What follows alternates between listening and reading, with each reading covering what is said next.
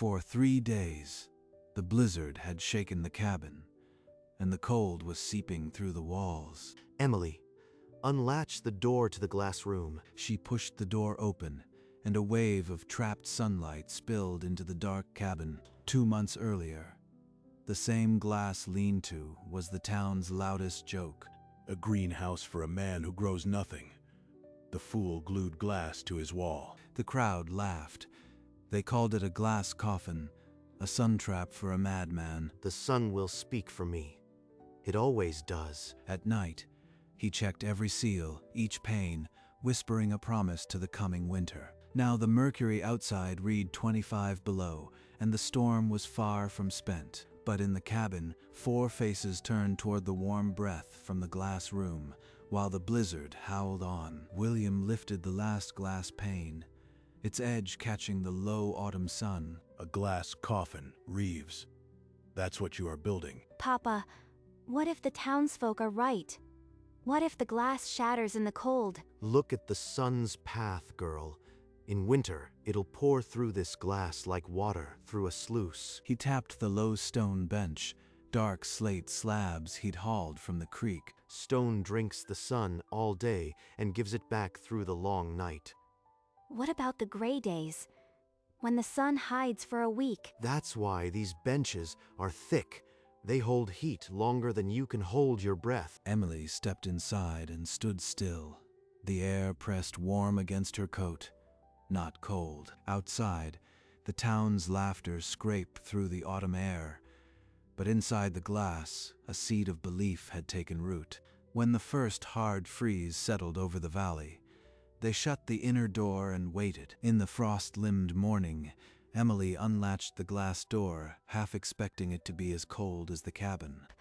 Papa, the air in here is still warm. That's just yesterday's sun, still trapped between the stones. If the sun can keep this space warm all night, maybe it can coax old seeds to life. She fetched a small burlap sack of last spring's seeds, dry and nearly forgotten. Emily worked the dry earth into pots, pressing each seed down, as if planting a secret. Planting salad in October?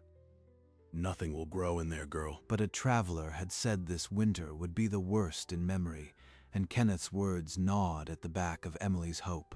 But inside the glass, Emily only felt the trapped sun against her skin, a small warmth against the coming cold. 3 mornings later, Emily lifted the burlap and found thin green needles piercing the dark soil. Papa, come quick. The seeds have pushed through the dirt. So they did. The sun's doing its work. But the same week, a trapper brought word of a northern storm that could bury homesteads up to their chimneys. A glass lean-to won't stand against it. I've seen barn roofs torn clean off. Reeves's panes will be confetti. Then I'll seal it so tight the wind won't find a single crack to cry through. That night, he melted pine pitch over the stove and worked the seams of the glass by lantern light, pressing hot sealant into every joint. Not a draft, not one. Outside, the mercury fell to 0 and kept dropping, and the northern sky turned the color of beaten iron. But inside the lean-to, the trapped sun still warmed the air, and the fragile green shoots stood ready for the coming test. The mercury sank until the iron nail on the porch split a bucket of water solid in 4 hours. We're burning twice the wood. Either we open the glass room now, or we freeze by morning. But if we open it now, won't we lose the night's stored heat? We'll crack it just enough to bleed warm air in. The sun's still working out there. He opened the door a hand's width, and the dry, sun-soaked air rolled into the cabin. The children stopped shivering. By midday, Emily went into the lean-to to check the plants. The soil is cold, but the leaves aren't limp. They're still reaching toward the glass. 3 miles away, Kenneth Pryor's woodshed held nothing but a drift of snow. That Reeves ain't warming his house with sunlight. He's just burning more logs, same as everyone. But the Reeves cabin used half the wood it had last winter, and the glass room was no longer optional. It was the only thing keeping the cold from winning. A week later, Emily knelt by the pots and pinched off the first tender leaves. thimble-sized, but green as spring. I made a broth. Taste it. It tastes like April soil. You've grown food in the dead of winter, Emily. The broth was thin, but it nourished them in a way dried meat could not. Word traveled. A trapper on snowshoes passed the cabin, stared through the glass, and carried the story to the valley. Green? Probably just a patch of mold. Nothing edible grows in winter, and that glass fool can't change the seasons. But that night, the snow returned, heavier than before, sealing the pass and turning the valley into a white island. By morning, the cabin stood alone in a sea of white, the road to town buried deep. We're cut off. Whatever happens now, we have only what's inside these walls. But inside the glass lean-to, the small green leaves kept reaching for the low winter sun. 2 days after the pass closed, a neighbor woman named Callahan trudged through the drifts. Her breath a small storm of its own. She pulled open the lean-to door and stopped, her face loosening as the dry warmth wrapped around her. Come in, Mrs. Callahan. The stone bench holds the sun even now. The woman saw the rose of green, touched a leaf, and whispered something that sounded like a prayer. You saw what? Green leaves? Woman, the cold has frozen your senses. But the woman only shook her head, and by evening, 3 more neighbors had whispered about the glass room. Too many eyes now, Emily. If they see us eating greens while they starve, envy will turn faster than the weather. Or maybe they'll stop calling you mad. Maybe they'll ask to learn. But Kenneth Pryor was louder than the whispers. He stood in the store and swore the glass would crack as soon as the real storm hit. Yet inside the lean-to, the family simply tended the leaves that shouldn't exist, waiting for the sky to make good on its threat. The rider came down the mountain trail with a printed warning, his horse lathered and wild-eyed. Historic blizzard approaching. 3 days. All homesteads prepare for life-threatening cold. I've got enough wood. Won't catch me spending good money on extra fuel. It's Reeves whose glass will betray him. At the cabin, William nailed storm boards across the lean-to's corners, and Emily carried buckets of frozen earth. Bury the pots deep, Emily. A blanket of soil will keep the roots from freezing hard. She mounded the cold dirt around each clay pot, packing it firm as a grave. If the glass holds, this dirt might hold the warmth. Please hold. William caulked the seams again, his fingers stiff, the pine pitch smoking in the frigid air. He'll wake up to a yard full of broken glass and frozen earth. I'll warm my hands on my own stove, same as always. When the last light died, the valley held its breath, and the family stood inside the glass room, surrounded by buried hope. The blizzard hit with a sound like an iron roof shearing off its nails, and the cabin shuddered in the dark. The glass, is it holding? Hold your hand near the door. Feel it, the sun's still there. He cracked the door a hand's width, and a sluggish river of dry warmth slid into the cabin, carrying the faint scent of green leaves. The family drew close around the seam of light, their shivering stilling, their breath still visible, but no longer ragged. Beyond the glass, the wind is screaming, but in here the air feels like a held breath. The night stretched into the small hours. The storm hammered, but the temperature inside never fell below freezing. The glass is stronger than their laughter.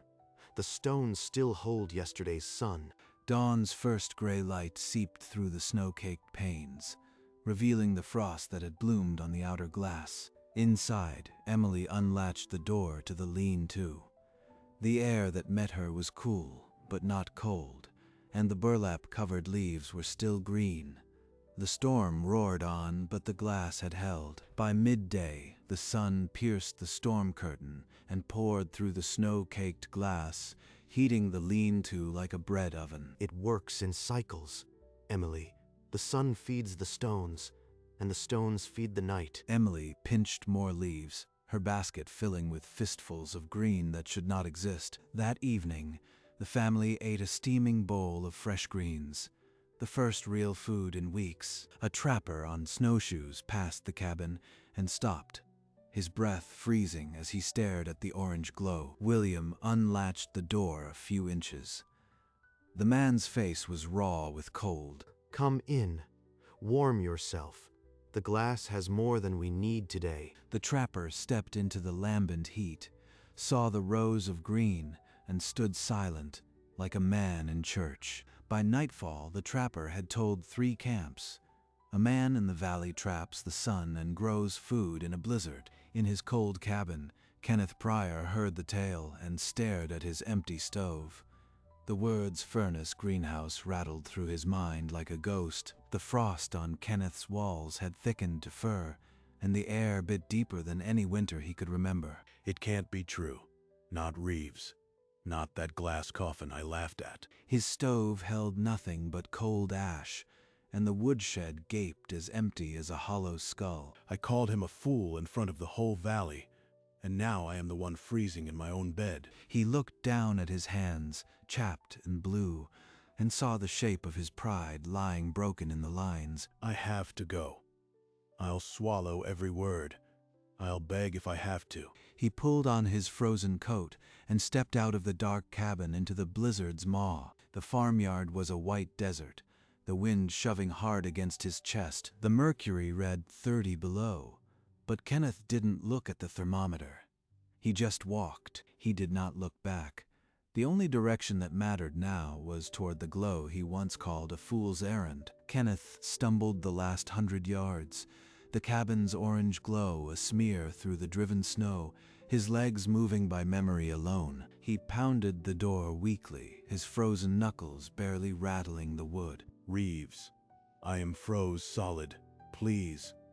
I ain't got nothing left. William looked at the man who had called his labor a joke, and the old anger rose in his throat. Papa, he's dying. Let him in. For 3 heartbeats, the cabin door stayed half shut.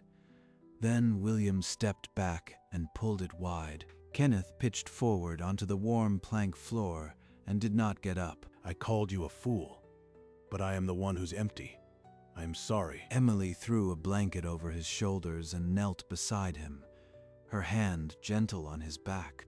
Outside, the blizzard roared against the glass, but inside the cabin held a different kind of warmth. Emily took down a bowl from the shelf and ladled the broth herself, the steam curling in the dim cabin. Drink this, Mr. Kenneth. It's the greens, Papa, and I grew in the glass room. Kenneth lifted the bowl with shaking hands, the broth's warmth spreading through the clay into his fingers. Lord, these are real greens. You weren't mad, Reeves. I was blind. William stood by the window, his back half turned, the storm rattling the frame as if it too was offended. All those months you called it a joke. Now you taste the joke. Papa, he's here. That's enough. The storm is whip enough for old bitterness. You can stay, Kenneth. Bring your wife tomorrow. We'll trade warmth for work. I'll work. I'll help.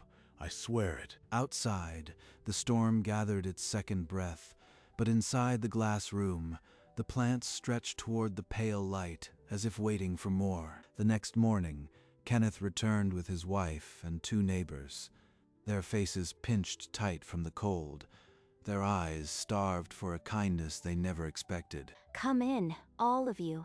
The stone bench still gives back yesterday's sun. It's free to anyone who needs it. Emily moved through the pots, pinching leaves with a deliberate hand, weighing each green morsel against the hunger, staring back at her. We'll have to ration. 2 bowls a day, no more, or the plants won't make, and let's natroth, the feeling finish naturally. Without warning, the roof groaned, a deep, splintering sound as 1,000 pounds of snow shifted against the glass. That weight is bending the frame. If we don't brace it from outside, the glass will splinter, and we'll lose every leaf. I'll go out with you. The wind can't be worse than what I walked through last night. They knotted a rope between their waists, a lifeline into the white fury, while Emily's hands trembled on the knots. Papa, if the rope snaps, the storm will drag you off the roof. Then we'll tie it again. The glass held for us while the town laughed. Now we hold for it. They climbed onto the snow-crusted roof, the rope between them snapping taut, and the wind hit them like a wall of ice. My fingers are dead wood, but I only need one brace to hold. Hold it there.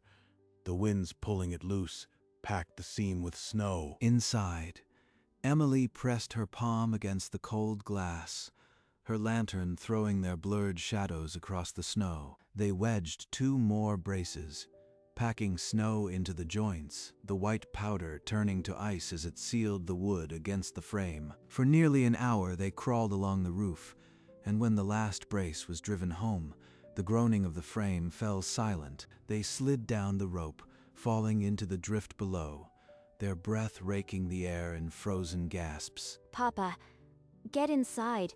You are frozen through. It'll hold. The roof is braced.